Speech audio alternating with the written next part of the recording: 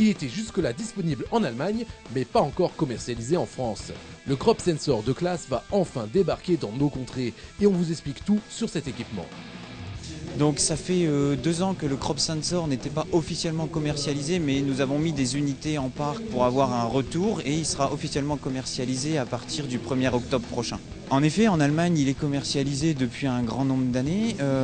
En France, il est depuis 2 ans uniquement parce qu'on avait besoin d'un peu plus de retour sur l'utilisation et également de monter en compétences parce qu'il s'agit de compétences agronomiques pour pouvoir suivre correctement ce produit et les clients qui vont investir.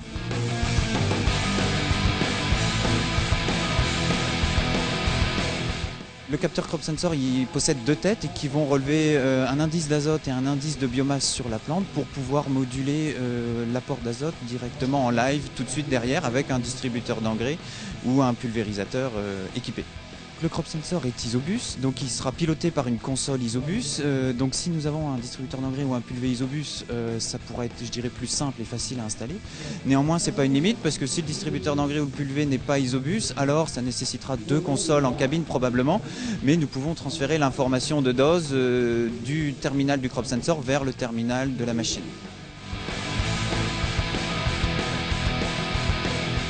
Donc le mode de fonctionnement, il y en a plusieurs. On a volontairement créé un mode automatique qui est simple à utiliser, notamment pour les premières années d'utilisation du Crop Sensor par le client. Et ensuite, on a des modes un petit peu plus experts qui nécessitent un petit peu plus d'expertise de la part du client, qui sont le mode 1 point et le mode 2 points. Et en plus de ces 3 modes que je viens de citer, il existe un mode K pour faire notamment les pesées en colza, entrée d'hiver, sortie d'hiver.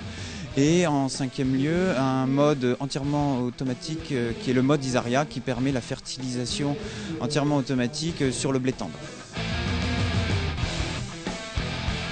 Le réseau classe couvre toute la France, donc ce serait un bon appui. Aujourd'hui, justement, nous avons 2 ans de retour d'expérience sur le Crop Sensor sur 2 exploitations différentes. Et il s'avère que ça nécessite des compétences agronomiques pointues. On tombe chez des clients qui sont exigeants, chose qui est normale, et très pointue en termes d'agronomie. Il faut être capable de répondre à ces clients-là à leur niveau d'attente. Et donc aujourd'hui, on a pris la décision de le suivre directement chez Classe France, au moins pour les quelques années à venir, et nous verrons l'évolution que nous pourrons faire.